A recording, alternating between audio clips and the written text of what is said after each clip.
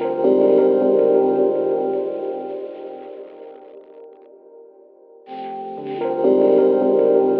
here goes. And I thought I'll start at the beginning of how I built the farm up, but I'm not going to. I'm going to go right back from when I was about 8 or 9. My father used to work on other people's farms. He was always a farm worker with a tied cottage. And I always used to help him out. So I think, another guy said, so farming's in my blood, I suppose, because my father did it before. Not his father, but my father. Anyway, so ever since I've been, been able to pick up a fork, my first memories of cleaning out a calf pen was I stuck a dung fork in my foot, and I had to rush off to hospital and have a tetanus injection because, he said it was all going to go septic and lose my toe. But so that's my, one of my first recollections of it, of farming. Anyway, then the tender age of 14, my father got evicted from his house for various reasons, which was tied to the farm. So then we went off, and I worked on another farm for the summer, and left school at 14, believe it or not. I think in those years, a few years ago, you could leave at 15 without any exams, but I left even before, so I haven't got any qualifications, academic ones at all. Like lots of people nowadays, they do lots of things. At the age of 15, I had the opportunity to do an apprenticeship in farming, which I did, which I learnt a lot more I learnt from the practical side, working for a very good farmer up in Oxfordshire, rather than going to the day release Aberdeen College, the college I used to go to once a week. But anyway, then for a few years I was just working for other farmers, not many farmers, up to I was about 24, but I found you work for other farmers and it's nice working for other farmers and working with the land and the animals, but I found it quite restrictive. So I got away from farming, and I then got married, and which I suppose you could say with the wife came a little bit of land, 18 acres, 18 acres. But it's on the Somerset level, so you can't do a lot with it because a lot of the times it's too soft, you can't do a lot with it because it's just too wet. So then I went into building because I didn't know what else to do, and also we had the opportunity to buy a building plot in the village. I didn't know how to build a house, so I had to go and try and learn how to build a house. So we were doing that, and then when I was doing this building for these sort of about 8 to 10 years, I was thinking I don't want to carry on building because my heart wasn't into it. So I wanted to go to more agricultural. So some of the land which was in our village, only about an acre, I was trying to think what I could grow, because round our way in Cheddar, because the farm is just 2 miles down the road, let everybody grow strawberries. I didn't want to grow strawberries, so I thought something different, and I thought of the idea of asparagus. It's quite an expensive crop for the consumers to buy, and I still think, even though I've been growing it for 27 years, is expensive. The big boys have got on to growing asparagus on big acreages. I've still got an acre and a half of it. So then I got into asparagus, which tend to be, I think over the years, it's been a very good thing because nobody else grows it around here within 20 miles that I know of it. So it's all sold, most of it, at the end of the road with an honesty box, which is really nice. People talk about communication with the customers, but I must admit it's taken over 20 years to build it up, which is a long time. But it is so lovely that people come. I tell them off when they come for 20 miles to buy my asparagus, because I said this is ridiculous. You shouldn't be coming all this way just to buy. And they say, well, I come to buy strawberries as well and visit their friends. So for me, I think, and the community, growing asparagus for all these years, in a way is quite good, and it utilises the land, because I couldn't grow these crops, well, asparagus, on the Somerset levels. All you can grow down there is really grass. So I was utilising the land, which is, I only had a couple of acres of it, or an acre, in the village. So that went on for a few years. I had a house cow, a few goats, on the few acres which were down on the moor, and the asparagus, and then had the opportunity to rent another 73 acres. Sounds a lot, but it's a glider. It's a gliding field on top of Draker, which is literally a mile away as crow flies. Again, I couldn't do anything with it other than graze animals. You can't cut hay on it or anything, because it's 70 odd acres. It's just, they use it for gliding. So anyway, but I've managed to get some other bits of land together.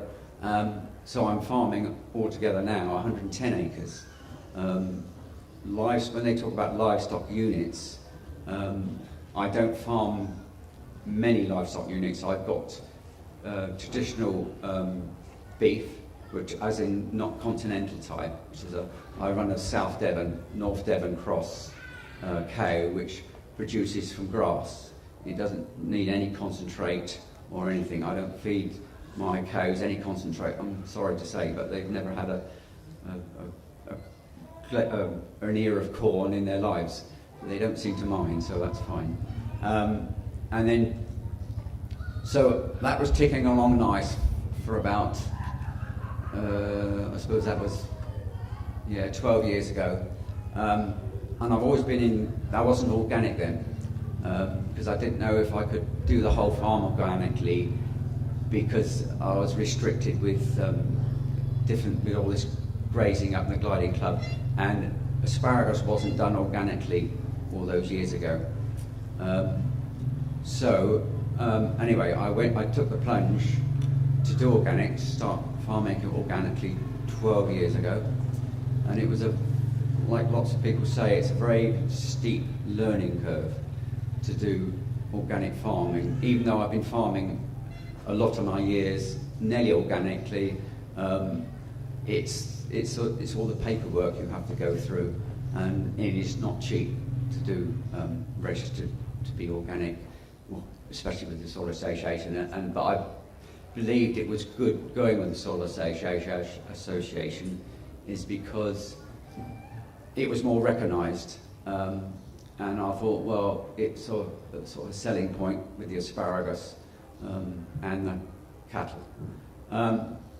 But then I felt, I had farming this land for sort of 10 years or so, but my grass wasn't very good, so I took the plunge to start then farming sheep. So I bought, they weren't organic at the time, but I was allowed to do it, 100 sheep. I soon found out within a year of having 100 sheep, that was miles too many for the land I had, even though I had 110 acres, and everybody told me, well, local farmers and things, and vets and things, well, you should be able to run 100 sheep and your 30 cows quite happily.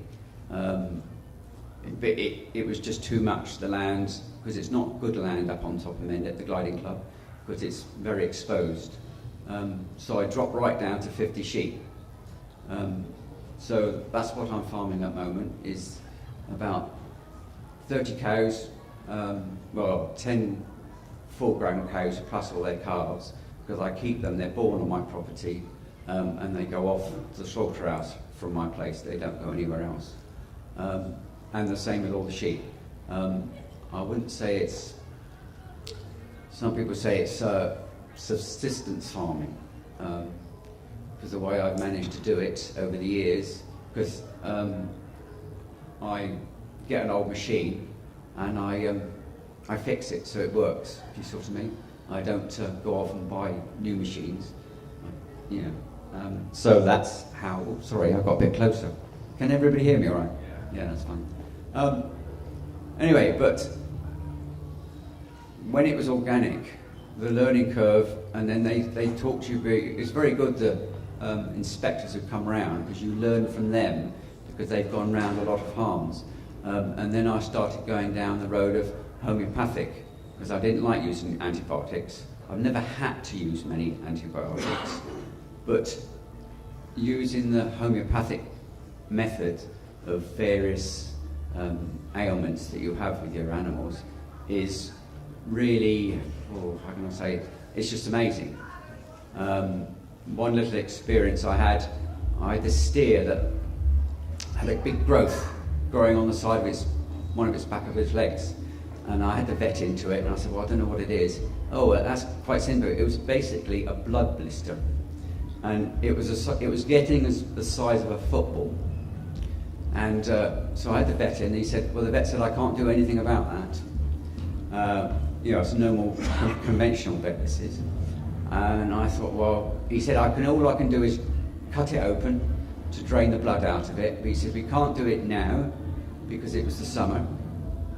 And the flies would get in it, and you get infected in it, and you might even lose a cow because you would get blood poisoning. So I'd been on I heard about this homeopathically from, I think it was the Soil Association, one of the inspectors. Anyway, I rang up this place up in London, Ainsworthy it was, and they said, oh yes, that's simple. All I had to give it was arnica, because it was bruising, which was a blood blister basically, this hemoglobin. And so I just sprayed this, basically, I don't know if anybody know what homeopathic is, but some people say it's just water, but it's a memory of water. And I just sprayed it on this cow's nose for about 3 weeks, or maybe a bit longer, but anyway, this blood blister went down to nothing. And I told our local vet about it a few months later when he came round to do something, and he was amazed. He didn't believe it. So it was really lovely on that experience, because when the vet when he goes around to other farms, or he has done in the past, he gets back to me, not that I'm an expert on homeopathic at all, but to have advice how he can treat other animals, because other people don't want to use antibiotics. And I just put them on to somebody. I've got another vet I know who does it antibiotically. He's retired now, but which was really nice. There's trying to start showing people there's other ways of treating animals other than using all this antibiotics like everybody do. I'm not saying you should do, because I have used them in the past. I used them about 2 years ago on a ram of mine who suddenly had a bad foot. And homeopathic does take time, you can't rush it. And he was supposed to turn in with the ewes a week later, and I used some antibiotic then, but it wasn't successful. And I ended up using homeopathic stuff anyway to treat him, because he wasn't getting better using this so-called wonderful antibiotics they give you, the vet, to treat. It was a bad foot at the time, but it was all right in the end with this homeopathic. I got to go back to that. But anyway, my experience of farming, it's quite sad really. When I first started doing it and I was building up the numbers, which, like the last speaker said, it is very hard, because I didn't really have anybody else. I had other people in the village, friends who could help out, but I didn't have enough money to pay anybody.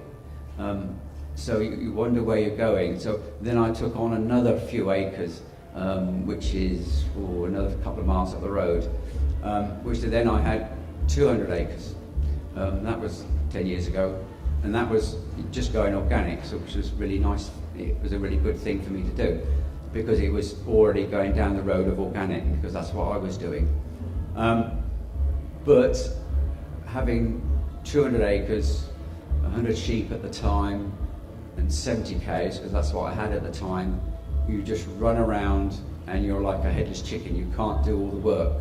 And all right, you're supposedly making some more money because you have to try and make a living and keep a roof over your heads with a wife and kids and things.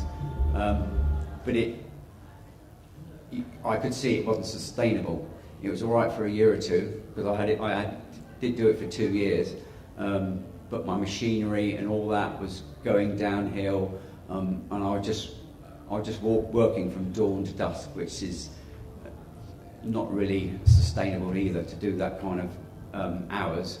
And you have to have I know now you have to have a life. So against lots of people's advice, I gave it all up. Yes, and to be honest, that was the best thing I did. Like the other speaker said, he's toying with the idea of going smaller, and for me, that's the best thing I've done. I went from 100 acres to 200 acres to just 110, which sounds a lot of acres, but when you've got one field, which is 73 of it, you can't do a lot with it. But with the few cows and the few sheep I've got, and the asparagus, which is quite lucrative, which is in the middle of the village, because we seem to make a living. We've got another, because when I had the asparagus, you can only last for about 10, 12 years in the ground.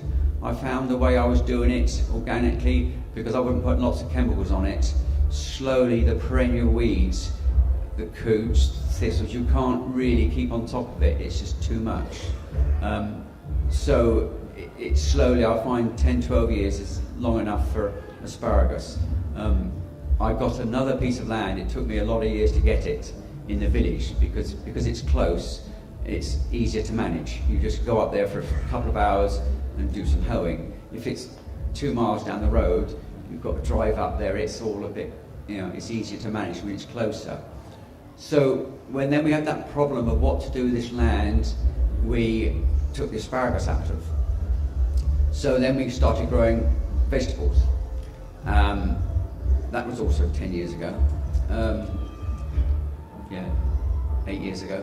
And we went down the road, we got into the farmers markets, we were going to Bristol every week with it, Wednesday, which was really good. We thought, oh, this is really nice.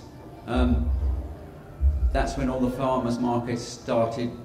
There was lots of farmers markets. There wasn't that many farmers markets, but for about 8 years that was good. But it was every year it was going down. We found that the takings was going down because there's getting lots of other farmers markets going up. Between that and I think people's money is going down, there wasn't the footfall and people weren't buying from the farmers markets. So I'm sorry to say and I was still doing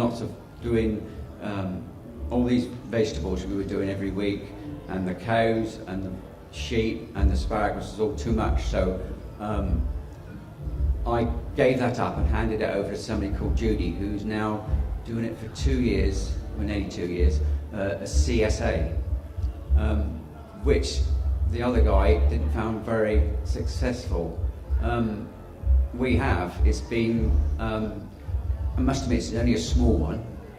There's about 30 shares altogether, which is a share is, the box. And it's working out it's working well, even this year where it's so wet and you're having real problems growing the produce and keeping the range for the shares, because they don't just want the same things every week. You've got to grow a different, a wide variety of vegetables. But it gets written up on the board, and people, I find, nobody's dropped off yet this year, which I think is a really good thing. So I think the CSA that's been run from our farm is quite successful. It's only small, but it is successful, which I think is a plus. The animals and the meat side of it, I'm going to have to own up. We used to sell a lot of meat to customers we knew, but doing the farming like I'm doing it with basically a one-man band, plus a few, help in busy times, you don't have enough time to market your produce. So we were doing meat quite a lot, freezer meat through different people, but it's so hard work. And everybody wants, most people want all the good cuts of the carcass from the lamb, the beef, or the pigs, because I did 1 or 2 pigs as well. So then you're left with a freezer full of mince. They quite like mince, but they don't want, there's a lot of stuff they don't want. They don't want all the shin and the front bit of the cow, and and they don't want the belly pork. And then you have to go down the line of trying to utilise that and put it to something else, which it's another job really to market produce. So I have to own up that I belong to a cooperative. It is a national cooperative, which I suppose I could say I'm saving face a bit by saying that. But my my beef and my lamb does go to a supermarket. It's not Tesco's. Yes, I'm sorry. I can see a few faces. But in my situation, I can't see any way of doing it, because there's only so many hours in the day, and I've been doing all that for a lot of years, and I like to live a life now. So I've got into try and enjoy myself a bit, which I think that's what life's should be about.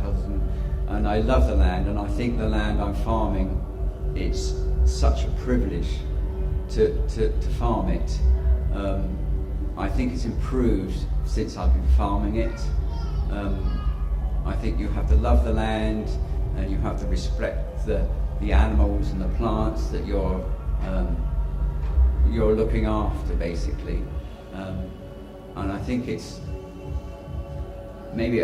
successful because if you put love into the animals and the plants that you're rearing, that then it goes on to the people who are receiving it. And I'm a great believer in that, which is a lovely thing to do. God, I'm sorry, I'm getting a bit emotional now.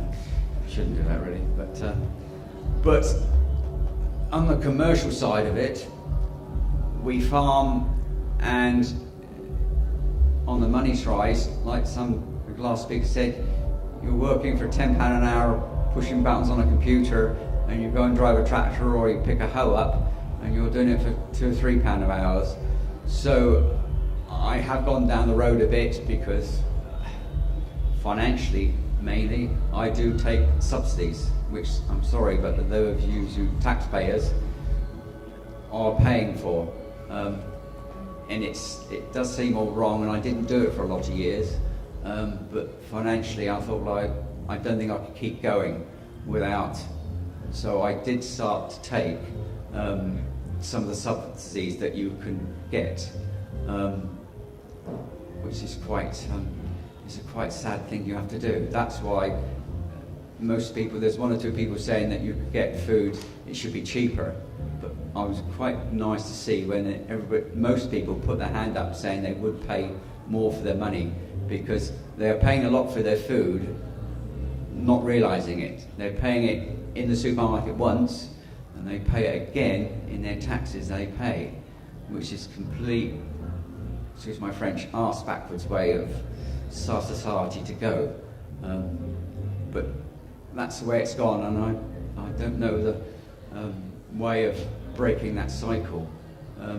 The government and the powers to be do say that the subsidies are going to diminish and they're going to go off the animals, which they've been paid off in the last sort of 20, 30 years.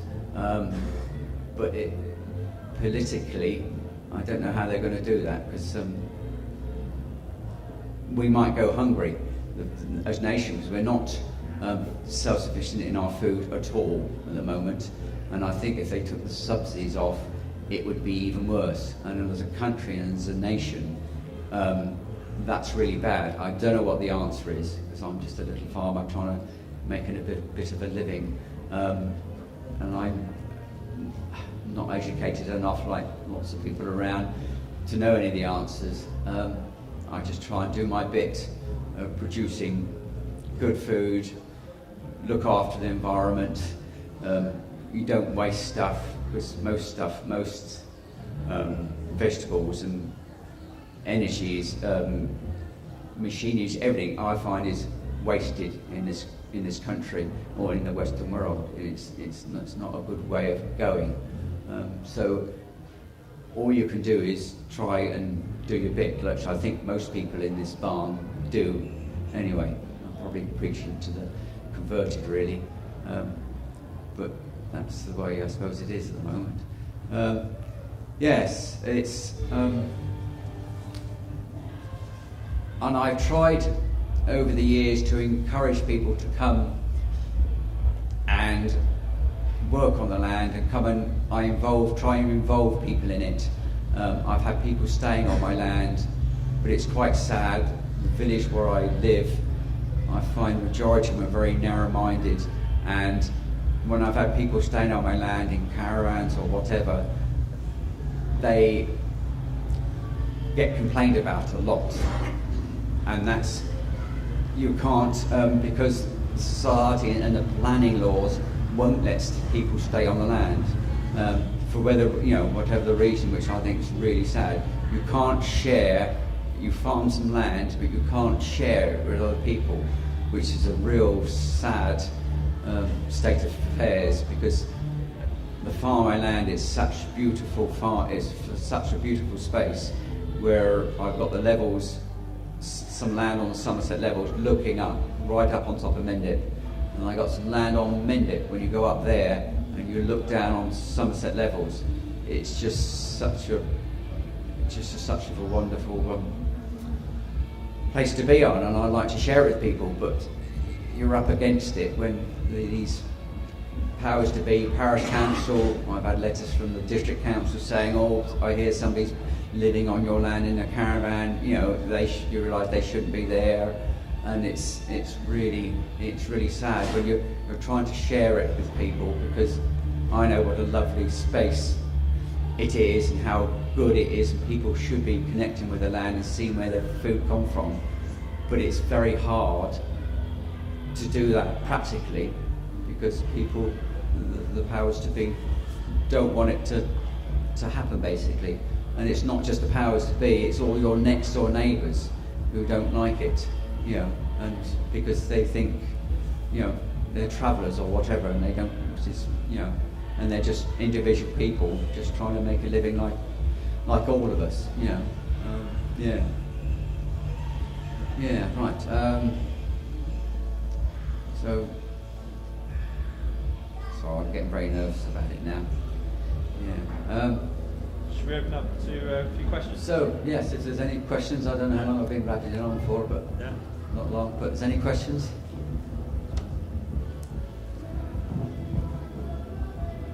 Hiya, I'd like to ask you about the impact of having things like this festival on your land, both for you as running your business and the actual physical impact on your day-to-day running. This festival, when we used to grow lots of vegetables, or a lot more vegetables than we actually grow now, it was nice because I used to bring the vegetables up here and I could give them out to people. We've done that quite a lot when there was a big green up here, which makes you feel nice, and we used to donate vegetables for the crew camping and things like that.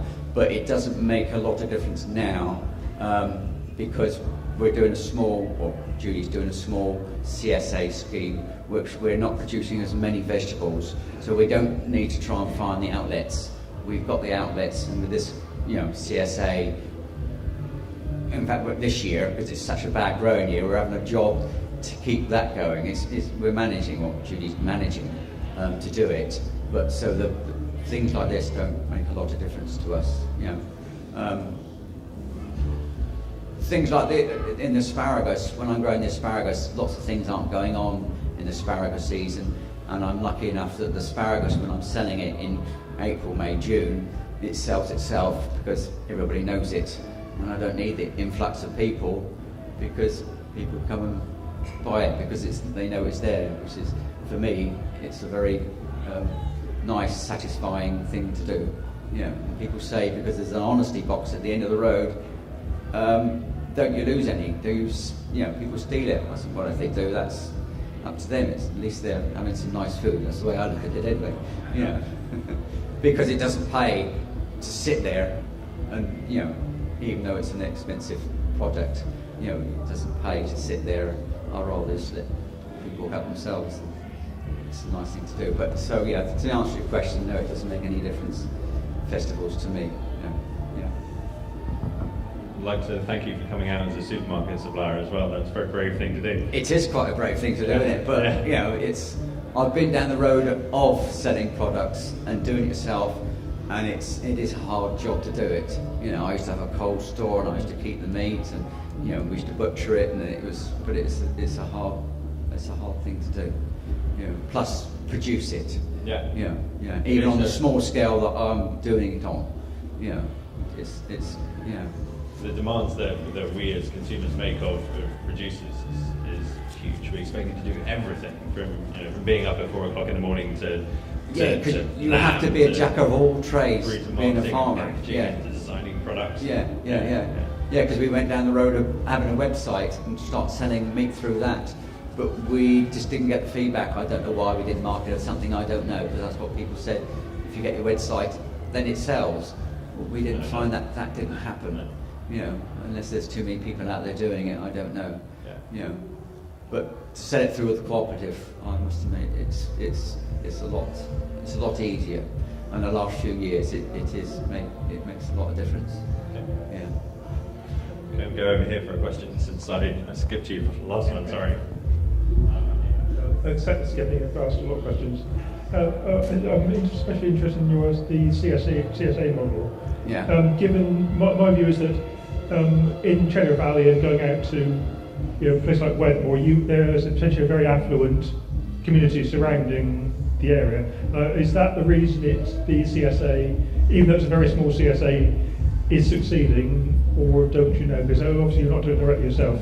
No, well, we've, Judy, I know what you mean when you say it's affluent, and it is affluent. There's a lot of affluent villages around us, but when they were trying to get it bigger last year, that didn't seem to be the case. It was literally the locals within 2 or 3 villages who come, not Wedmore side. We did have 1 or 2 boxes where they were talking about it because we were advertising down there and we were doing a farmer's market there. But they talk about it and it didn't go any further than that. And it's nice because we're only small. It is literally a few villages. There's 1 or 2 people coming from Cheddar, but it does make it easier because they are affluent, I suppose, but not the most affluent place like Wedmore, which is, I don't know if you know Wedmore, but yeah, there you go. But it's because I think they know us. We've been there for a lot of years producing vegetables anyway, and the asparagus, that's all helps as well. I think it's been known. Maybe that's why it is. We had a few people in Wales and it was being delivered to a house and people picking up from there, but then they didn't want to do it for whatever reason. So, but we're still ticking over, and we're getting new ones and turnovers of customers, and it's nice. We're getting families now, which is what Judy likes to have, because you're educating the young ones, which is nice, rather than a lot of older people that are around our villages. But yeah, whether it's successful, I suppose, because it's a high population of people where we are, rather than what's up before in the Forest of Dean, where there isn't a lot of people and they've got to go a lot of miles. There's a sort of assumption in that as well that good food is more expensive, and that people are therefore need to pay more for it, and that you need an affluent population. Sorry. So I was curious as to who are the recipients. Sometimes it's not the wealthy people in the country who are interested in CSA, often it's not. And I was at the normal CSAs, is you tend to put money up front for the 12 months or whatever, so you increase. Yeah, they don't put it up front, they just pay monthly. Yes, But no, it's not the affluent people doing it, it's ordinary people, which is what we like seeing now. These young families coming along, and they come along with their kids. They don't want to come and help on them dig the potatoes. We've tried to do that, have open days, just come and do some weeding. Last year when we were doing it and running a few open sort of days, we get sort of 2 children and 1 lady, you know, it's depressing, so we sort of stopped doing that, and it's easier just to get on the job, do the work yourself, you know. So it's not successful that way, but it's successful that they're still keeping coming on, and they still send their money through the standing orders, and they still want to come and buy. I think they realise it's good quality produce, even this year when it's quite difficult to produce, you know. There was a very interesting report written on CSAs recently for the Soil Association. You can download it at soilassociation.org/CSA, I think, talking about the impact. And the CSA thing kind of kicked off about 10 years ago. And in France, they've got 2,081. In America, they've got about 3,500. Here in the UK, we've got 78. And what they were saying was that in this report is that these other countries have adopted a framework, and they've said this is what a CSA is, this is what it isn't. These are sort of variations that are okay, but essentially they've made it easy. They've done a sort of, here is a CSA in a box kit.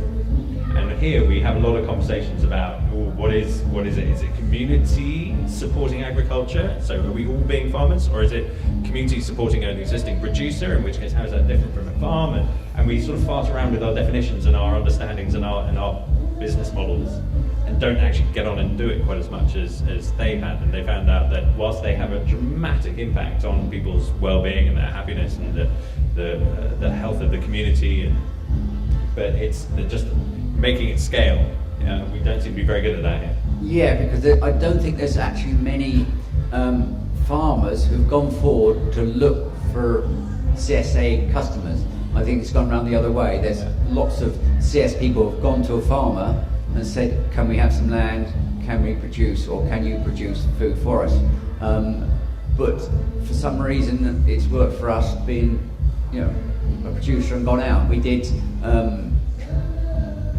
in 2 villages we didn't do a lot. We hired a hall. We were telling people what it is. We did 2 evenings and two different village halls to tell people. We put posters up to tell people what it is. There were a lot of people came.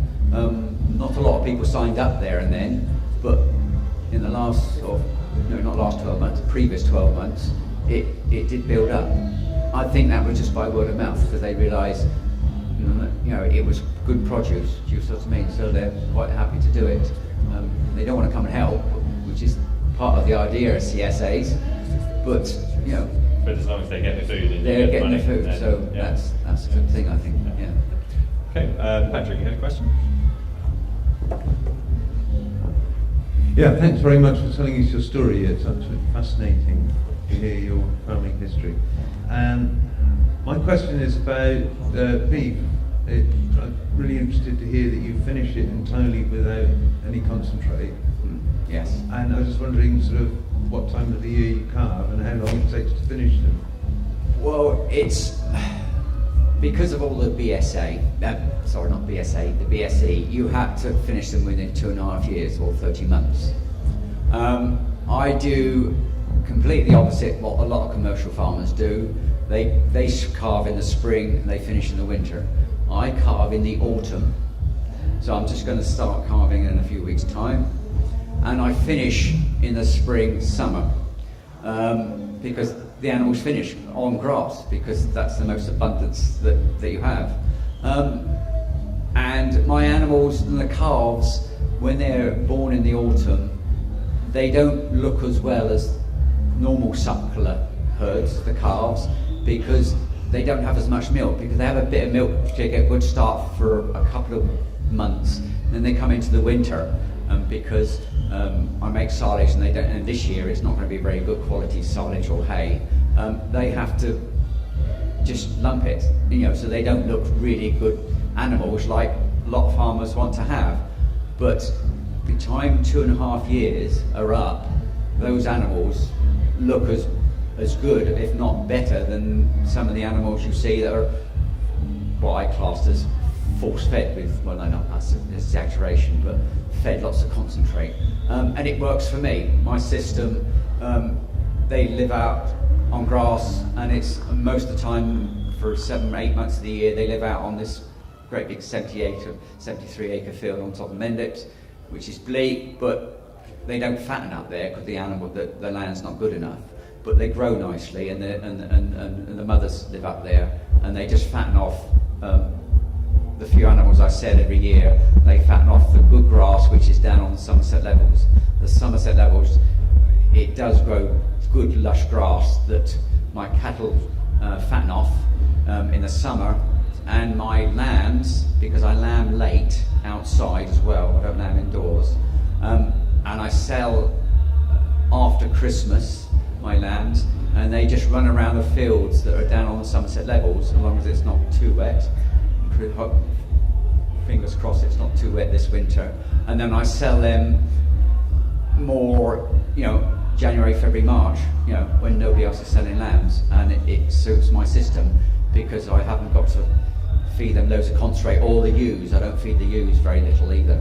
I get a little bit of corn or something just before 3 weeks before they lamb, just to make sure there's enough milk for the lambs when the lambs are born. Otherwise they don't have anything either. And then I feed the lambs a little bit sometimes, concentrate if I haven't got a lot of grass during the winter, but most winters at the moment it's not too bad. You can run them around different fields to control the worms, and it's quite good to move them around anyway, because animals do like moving around, lambs do, and they fatten off the grass, which again, it's a low-cost system that I produce. I haven't got a lot of animals, and it's a low-cost system, and then that's why it seems to work. I think a lot of bigger farmers can't understand that, but it works for me. So it's nice not to feed all this concentrate, because it seems a bit sad that they grow all these acres and acres of corn to feed all these animals, and it doesn't add up in the bigger schemes of things to feed animals corn, does it? It's just we eat far too much meat. Isn't it? We eat far too much meat, feed far too much chicken and pork, which is all corn fed, and the cattle are getting corn fed now as well. That's the way it's going. It's all going intensive, which is not a good way of doing it. And a well-grazed meadow is an excellent carbon sink as well, isn't it? Yes, it is. Yeah. Okay. Any last questions? One last question.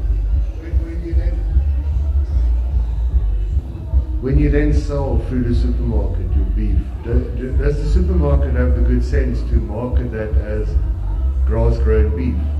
Or does it just go into the conventional mix-up? Oh no, it doesn't go into the conventional mix-up, because it's all organic. It goes in the organic market. And they are now talking about,